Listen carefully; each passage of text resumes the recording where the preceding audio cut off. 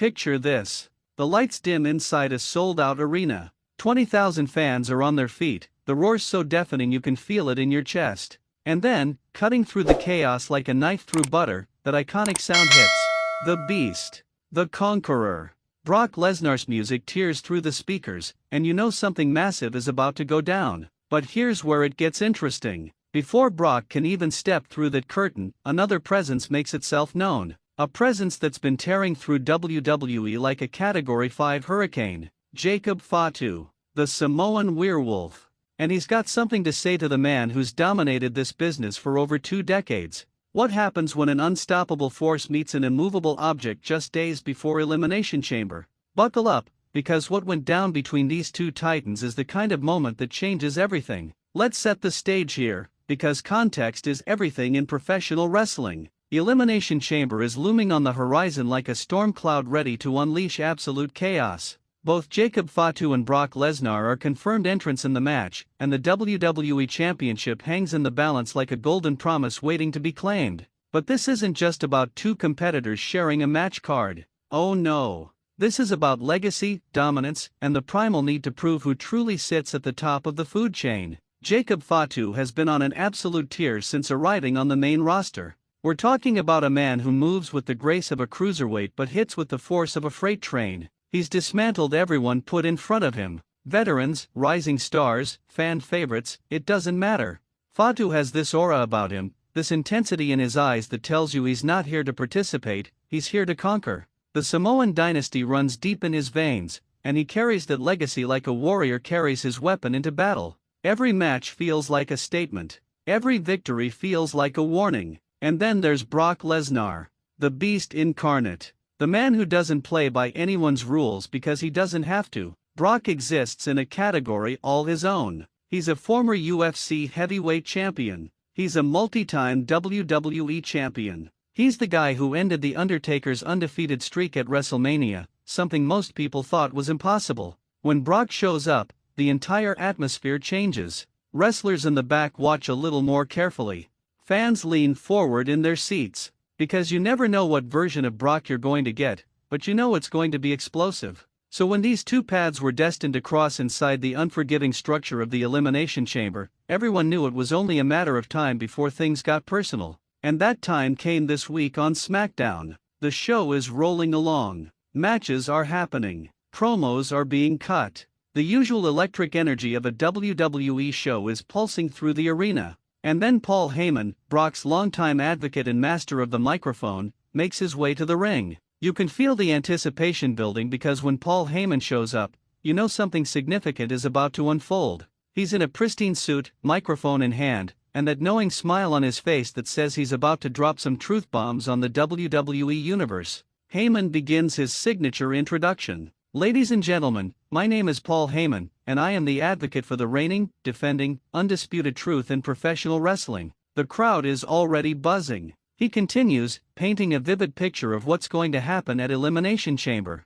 He talks about the brutality of the structure, the steel chains, the unforgiving pods, the way men's dreams get crushed against cold metal, and then he gets to the point. He starts talking about Brock Lesnar's inevitable victory. How the WWE Championship will once again find its home around the waist of the Beast. How everyone else in that match is just an obstacle to be demolished. And that's when the arena goes dark. A different kind of energy fills the space. The crowd erupts because they know what's coming. Jacob Fatu's music hits, and it's not the entrance of a man looking to make friends. The bass pounds through the building like a war drum. The lights flash in shades of crimson and white. And then he appears. Jacob Fatu, walking down that ramp with a purpose that's almost terrifying in its intensity. He's not rushing. He's not showboating. He's moving like a predator who's just spotted his prey and knows there's nowhere for it to run. Paul Heyman's confident smile wavers just slightly. He adjusts his position in the ring, mic still in hand, trying to maintain his composure. But you can see it in his body language. Even the master advocate feels the shift in the atmosphere. Fatu slides under the bottom rope and rises to his full height in the center of the ring. The two men stand face to face, well, Heyman's face to Fatu's chest really, and the tension is thick enough to cut with a knife. Fatu doesn't grab a microphone. He doesn't need to. His presence speaks volumes. But Heyman, ever the professional, tries to take control of the situation. "Mr. Fatu," he begins, his voice carrying that trademark blend of respect and subtle condescension. "I understand you're excited about your opportunity at Elimination Chamber. I understand you've had an impressive run since arriving here. But let me give you some free advice from someone who's been in this business longer than you've been alive. When it comes to Brock Lesnar, excitement turns to regret very, very quickly." The crowd reacts with a mixture of cheers and boos. Some appreciate Heyman's bravado. Others want to see Fatu shut him up. But Jacob just stares, those eyes locked on Heyman with an intensity that could melt steel. And then, finally, he speaks. His voice is calm but carries an edge that makes everyone in the arena hang on every word. "You talk a lot," Fatu says, never breaking eye contact. "You hide behind your words. You hide behind Brock. But at Elimination Chamber, there's nowhere to hide. No advocate can save him. No reputation can protect him. Inside that chamber, it's about who wants it more. And Paul, I promise you this. Nobody in that match wants it more than me." The crowd absolutely loses it. This is the confrontation they've been waiting for. Not just another scripted back and forth, but something that feels real. Something that feels dangerous.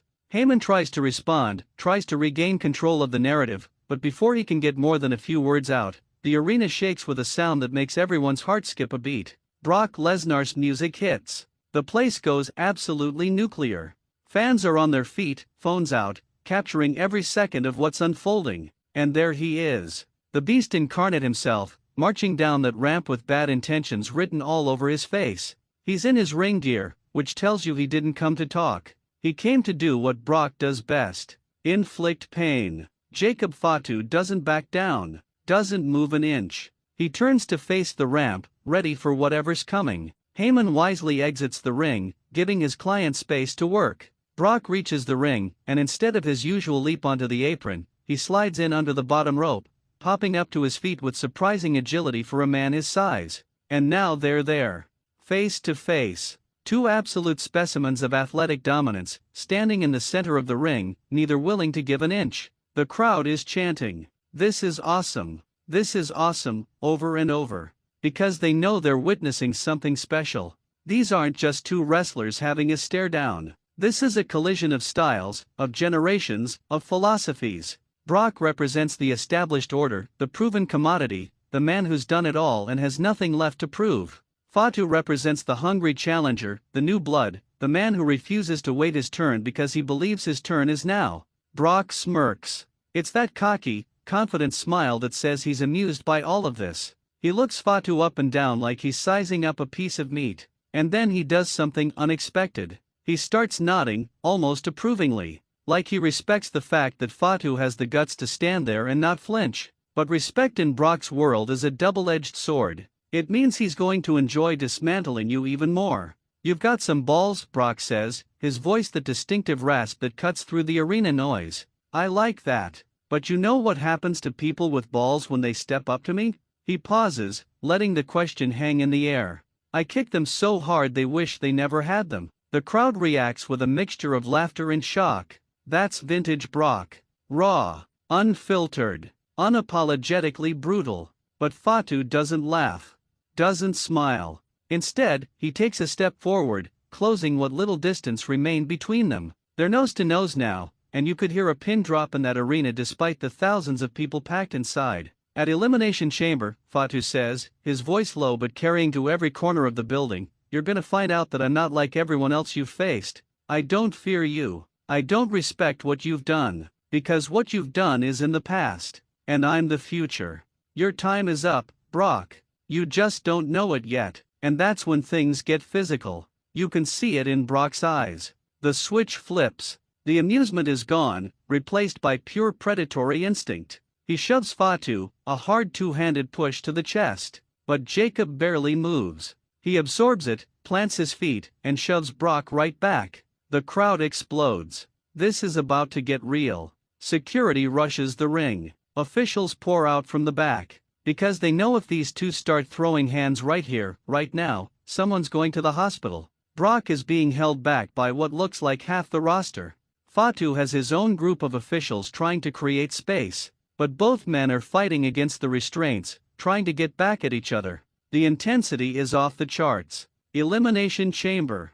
Fatu yells over the chaos. "I'm taking what's mine. You ain't taking nothing." Brock roars back, still trying to break free. "You're just another name on the list." Finally, after what feels like an eternity but was probably only a minute or two, they manage to separate them. Brock is escorted up the ramp, but he keeps turning back, pointing at Fatu, making throat-slashing gestures. Fatu remains in the ring, pacing like a caged animal, his eyes never leaving Brock's retreating form. The message has been sent. The lines have been drawn. An elimination chamber just became must-see television. But here's what makes this confrontation so significant beyond just the spectacle of it all. This represents a changing of the guard moment that WWE has been building toward, perhaps without even fully realizing it. Brock Lesnar has been the final boss of WWE for years. He's the special attraction, the part-timer who shows up and reminds everyone why he's special. His matches are events. His presence elevates everything around him.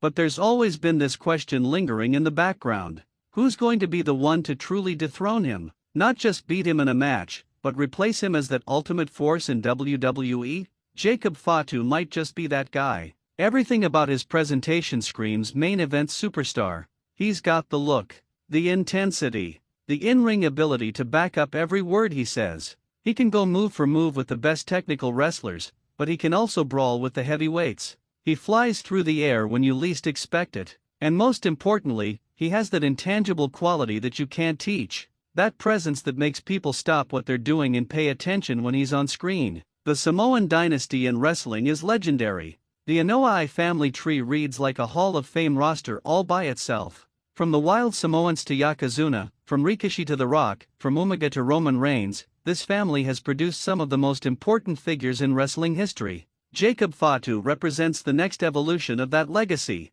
He carries the weight of that tradition but does it in his own unique way. He's not trying to be The Rock 2.0 or Roman Reigns light. He's Jacob Fatu, and that's more than enough. Leading into Elimination Chamber, the stakes couldn't be higher. 6 men will enter that demonic structure. Only one will walk out with the WWE Championship. The traditional Elimination Chamber match is already one of the most brutal concepts in wrestling. You've got 4 competitors starting in pods, trapped in plexiglass cubicles while 2 men start the match in the ring. Every few minutes, another pod opens, and another fresh competitor enters the fray. The structure itself is 36 feet in diameter, made of steel chains and steel beams. The floor outside the ring isn't padding, it's steel grating that tears skin and bruises bones. Men have been thrown into the chains and come away looking like they lost a fight with a cheese grater. Now imagine Brock Lesnar unleashed in that environment. Imagine him suplexing people into the steel. Imagine F5S onto the metal floor. Imagine him using every inch of that structure as a weapon. It's a terrifying prospect. Brock has competed in elimination chambers before, and he's left destruction in his wake every single time. He's the kind of competitor who thrives in chaos, who gets stronger as things get more brutal. But then imagine Jacob Fatu in that same environment. Imagine his raw power combined with his willingness to sacrifice his own body to inflict damage. Imagine him hitting a moonsault off the top of a pod. Imagine him driving someone's face into the steel over and over again with those devastating strikes he's become known for. Imagine the Samoan werewolf with no rules, no restrictions, just pure carnage. The other 4 competitors in the match, whoever they end up being, almost become secondary to this central conflict. Because everyone watching knows that at some point in that match, it's going to come down to these 2, Fatu and Lesnar, face to face again. But this time, there won't be security to pull them apart. This time, they'll get to settle it the only way it can truly be settled. In the ring, under the lights, with the most prestigious championship in the industry on the line. Social media exploded after this confrontation. Wrestling fans love nothing more than a fresh matchup that feels significant, and Fatu vs Lesnar checks every single box. The conversations online range from breakdown of their contrasting styles to debates about who would actually win in a real fight. Some fans point to Brock's legitimate credentials, his NCAA wrestling championship, his UFC success. Others point to Fatu's relentless aggression and the fact that he's a decade younger with everything to prove and nothing to lose. The beauty of professional wrestling at its best is that it takes these real elements, these legitimate questions, and weaves them into storytelling that feels urgent and important. This isn't just 2 actors playing characters. These are two elite athletes who genuinely want to prove they're the best. The confrontation felt real because, on some level, it is real. The respect might be manufactured for the cameras, or it might be genuine admiration between competitors. But the desire to win, to be the champion, to be the one standing tall when everything is said and done, that's as real as it gets. What makes Elimination Chamber the perfect setting for this to play out is the unpredictability factor. In a standard one-on-one match, you have a pretty good idea of the structure. There's going to be some back and forth, some near falls, a comeback, and a finish. But in an Elimination Chamber with 6 competitors, anything can happen. Alliances can form and crumble. Someone can dominate early and get taken out in shocking fashion. A competitor can hide and conserve energy while others destroy each other. The championship can change hands in a moment you never saw coming. Imagine a scenario where Brock enters early, eliminates 2 or 3 competitors in dominant fashion, and is standing tall, waiting for the next pod to open. The anticipation builds. The countdown clock ticks down, and Jacob Fatu's pod opens. The two of them, alone in that chamber, even if just for a few minutes before another pod opens. The intensity of that moment. The collision that would occur. It's the stuff wrestling dreams are made of. Or imagine the reverse. Fatu enters early, proves himself by eliminating established stars, showing he belongs in this conversation. Then Brock's pod opens last, fresh as a daisy while everyone else is battered and exhausted. Does Fatu have enough left in the tank to overcome the fresher beast? Does his youth and conditioning give him an advantage in the later stages of the match? These are the questions that make people tune in. The WWE Championship itself adds another layer of gravitas to everything. This isn't just about personal pride or settling a score. This is about the prize that every professional wrestler dreams of holding. It's the symbol of being the very best in the industry. It's the difference between being a star and being a superstar. For Brock, it would be another reign to add to his already legendary resume. For Fatu, it would be the coronation moment that solidifies him as a main event player for years to come. Championship reigns define careers. They're the moments fans remember decades later. And a victory in an Elimination Chamber match carries extra weight because of the difficulty involved. You didn't just beat one person. You survived 5 other competitors in one of the most unforgiving environments in wrestling. That's a legacy-defining performance. As we count down the days to Elimination Chamber, the anticipation is going to build to fever pitch. Every Smackdown, every interview, every social media post from these competitors is going to be analyzed and dissected by fans hungry for any insight into what might happen. Will there be another confrontation before the pay-per-view? Will they find themselves on opposite sides of a tag team match? Will Paul Heyman continue to run his mouth, only to have Fatu make him eat his words? What we witnessed this week was more than just a segment on a wrestling show. It was the spark that ignites what could be one of the defining rivalries of this era. Whether this is a one-time collision or the beginning of a years-long feud, only time will tell. But make no mistake, Jacob Fatu confronting Brock Lesnar ahead of Elimination Chamber is a moment that will be remembered. It's the kind of moment that reminds us why we love this business in the first place. When Elimination Chamber arrives, when those 6 men are locked inside that structure, when the WWE Championship hangs in the balance, we're going to see something special. We're going to see desperation. We're going to see brutality. We're going to see heart. And somewhere in the midst of all that chaos, we're going to see Jacob Fatu and Brock Lesnar collide with the force of a freight train hitting a brick wall. The question isn't whether it's going to be incredible. The question is who's going to be left standing when the dust settles. Is the Beast going to prove once again why he's the most dominant force in WWE history?